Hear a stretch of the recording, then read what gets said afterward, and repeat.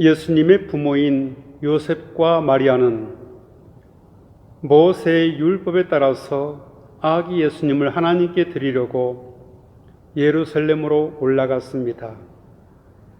예수님의 정결 예식을 위한 것이었습니다. 정결 예식은 출애굽 당시 6월절에 하나님이 이스라엘 백성들의 맏아들을 살려주신 것에 대해 감사드리려고 바쳤던 예식이었습니다. 이 정결 예식을 통하여 요셉과 마리아는 아기 예수님을 하나님이 주신 선물임을 깨닫게 되었습니다. 그들은 이미 자신들의 호적을 위해 얼마 전 베들레헴까지 다녀왔던 길이긴 하지만 나사렛에서 예루살렘까지는 상당히 먼 여정입니다. 이 여행이 단지 정결 의식으로만 끝난 것이었다면 누가복음서의 기자는 이렇게 글로 남겨두지 않았을 것입니다.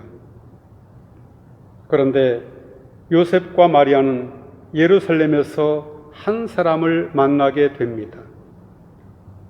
그와의 우연한 만남이 기독교 신앙의 정체성과 예수님의 본질을 명확하게 드러내주고 있습니다. 그들이 만난 사람의 이름은 시므온입니다. 오늘의 본문은 이 시므온을 이렇게 소개합니다.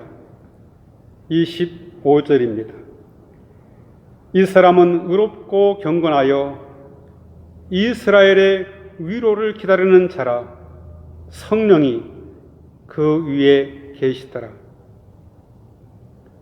유대인치고 선민의식을 갖고 있지 않는 사람은 없습니다. 그들은 자기 나라를 구원할 메시아가 오실 것을 기대했습니다. 다윗 왕국의 재건을 꿈꾸었습니다. 언젠가 다윗 혈통의 왕이 태어나면 그는 뛰어난 전략과 전술로 지난날의 영광을 되찾을 수 있다고 생각했습니다.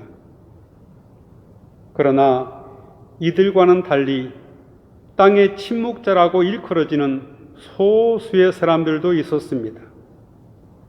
이들은 폭력과 권력과 같은 무력에는 아무런 기대를 걸지 않았습니다. 단지 하나님이 오실 때까지 기도하고 말씀을 묵상하면서 그분의 위로와 구원의 때를 기다렸습니다. 오늘 본문의 시므온이 바로 그런 인물입니다. 이스라엘이 받을 위로를 기다린다는 것은 곧 하나님의 구원을 기다린다는 뜻입니다. 대부분의 사람들은 경제활동이나 아니면 가족과 연관된 대수사에 따라서 그것을 기다림의 목표로 살아갔지만 시므온은 그것들과는 전혀 다른 것을 기다렸습니다. 성서는 늘 기다림을 말합니다. 오직 기다림만을 말합니다. 예수님께서 무엇을 먹을까, 무엇을 마실까, 무엇을 입을까 염려하지 말고 하나님의 나라와 그 의를 구하라는 말씀도 역시 이런 맥락에서 하셨습니다. 교회를 종말론적인 공동체라고 부르는 이유도 역시 기다림에 있습니다. 하나님의 통치가 전적으로 이루어지는 종말을 기다리는 사람들의 공동체는 오직 하나님의 구원을 기다립니다. 특히 그리스도인들은 예수님의 재림을 기다립니다. 초대교회 그리스도인들 중에는 자신들 생전에 예수님이 재림하실 것이라고 믿었던 이들도 있었습니다. 그렇다고 재림신앙이 현실 세계를 등지는 것은 아닙니다. 또 다른 세계에 대한 집착도 아닙니다. 재림신앙은 그 어떤 이념보다 훨씬 강력한 현실 변혁의 능력을 갖고 있습니다. 왜냐하면 세상 사람들이 기다리는 것과는 질적으로 전혀 다른 것을 기다리기 때문입니다. 이 신앙을 가진 사람만이 이 세상에서 해방되어 자유롭게 살아갈 수 있습니다. 이런 점에서 하나님의 구원을 기다린다는 말은 인간이 만들어가는 세상을 절대화하지 않는다는 뜻입니다. 만일 이 세상에서 삶의 방식에 만족한다면 우리는 결코 하나님의 구원을 기다릴 수 없습니다. 아니, 기다릴 필요도 없습니다. 일종의 지상 천국을 꿈꾸고 있는 사람은 하나님의 구원을 기다리지 않습니다. 그런데도 오늘의 세계는 인간들이 만들어가는 이 세상을 절대적인 것으로 여기고 있습니다. 과학과 기술이 인간의 모든 문제를 해결할 수 있다고 생각합니다. 정치인들도 자신들의 정치 행위를 통해서 백성들이 안고 있는 문제를 모두 해결할 수 있을 것처럼 허풍을 떱니다. 그러나 인간들이 만들어가는 세상은 결코 인간의 예상을 뛰어넘는 하나님의 구원의 행위를 능가할 재간이 없습니다. 물론 그렇다고 해서 이 세상에서 삶이 무의미하다는 말은 아닙니다. 우리 인간은 아무리 노력해도 궁극적인 생명을 이해하지 못합니다. 그래서 생명이 풍요로워지는 길도 명확하게 알지 못합니다. 궁극적인 생명은 인간에게서 나오는 것이 아닙니다. 하나님에게서 나옵니다. 이런 신앙의 근거에서 우리는 예수님이 재림하실 때를 기다리며 살아갑니다. 우리는 인간이 세워가는 프로그램을 기다리는 것이 아닙니다. 하나님의 구원을 기다립니다. 인간이 만든 것과는 전혀 다른 것을 기다립니다. 조금만 더 생각해 봅시다. 우리의 경험 속에 들어와 있는 것은 아주 작은 것입니다. 그런데도 이것만이 전부이고 이것만이 확실하다고 생각합니다. 그러나 참된 것은 아직 여기에 없습니다. 그것은 종말에나 가야 있습니다.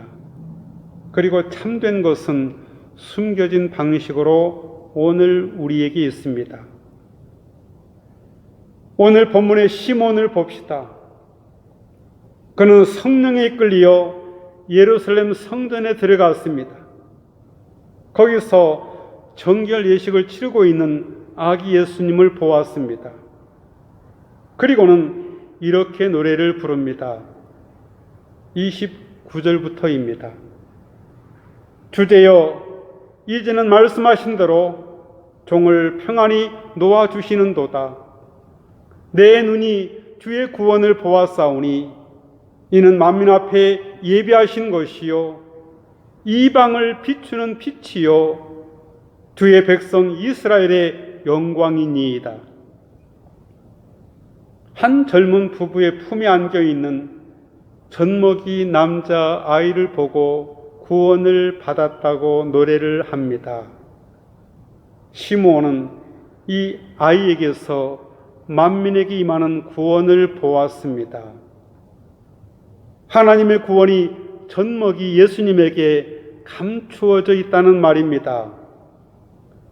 예수님의 십자가와 부활을 가리키는 미래가 이미 숨겨진 방식으로 젖먹이의 현재 안으로 들어왔다는 사실을 시므온은 보았습니다. 정말 놀랍습니다. 이것을 볼 수 있는 영적인 시각이 우리에게도 필요합니다. 우리가 일상적인 것에만 치우치면 그것의 내면을 관통하고 있는 절대적인 힘을 놓쳐버리게 됩니다. 부활은 참된 생명의 세계입니다. 아직은 우리에게 숨겨져 있지만 부활은 주님이 준비하신 참된 생명의 세계입니다. 그 세계가 우리에게 오고 있다는 사실을 믿고 그것에 우리의 운명을 맡겨야 합니다. 이것이 곧 그리스도인의 신앙입니다. 이런 점에서 신앙은 역시 신비입니다. 아직 우리 손안에 들어와 있지 않지만 미래의 생명을 기다리고 희망한다는 점에서 신앙은 신비입니다. 그래서 누가복음서 기자는 성령이 시몬에게 임하여 계셨다고 말합니다. 이 말은 시몬이 일상적인 것을 뛰어넘는 힘에 의존해서 살았다는 뜻입니다. 곧 신앙의 본질이 무엇인가를 잘 설명해 주고 있는 대목입니다. 결론입니다. 평생 동안 이스라엘의 위로를 기다렸던 경건한 노인 시므온, 그는 이제 태어난 지 겨우 40일 된 아이 예수님에게서 그가 그토록 소망해왔던 하나님의 구원이 나타났음을 알아차렸습니다. 그리스도인은 주님의 다시 오신다는 약속을 믿고 주님이 온전히 통치하실 때를 기다려야 합니다. 그런데 이 세상의 재미에 푹 빠져 사는 사람들은 예수님의 다시 오심에 관심이 없습니다. 그런데 우리가 조금이라도 삶의 현실을 정직하게 들여다본다면 그런 세상의 재미라는 것이 너무도 하찮은 것이라는 사실을 알게 될 것입니다. 세상 재미는 그저 재미일 뿐이지 궁극적인 의미를 제공하지 못합니다. 오직 하나님의 구원을 기다리는 사람만이 이 세상에서 긴장하지 않고 진정한 자유와 기쁨을 누리며 살아갈 수 있습니다. 잊지 맙시다. 궁극적인 생명과 즐거움이 저만치에서 우리를 기다리고 있습니다. 같이 기도하겠습니다. 거룩하신 하나님, 하나님의 아들 예수 그리스도께서 성전의 모습을 나타내 보이시니 백성이 이스라엘의 영광과 열방의 빛을 환호했습니다. 저희도 하나님의 위로와 구원을 기다리게 하시고 세상 가운데 주님의 영광의 빛을 드러내게 하옵소서. 예수님의 이름으로 기도하옵나이다. 아멘.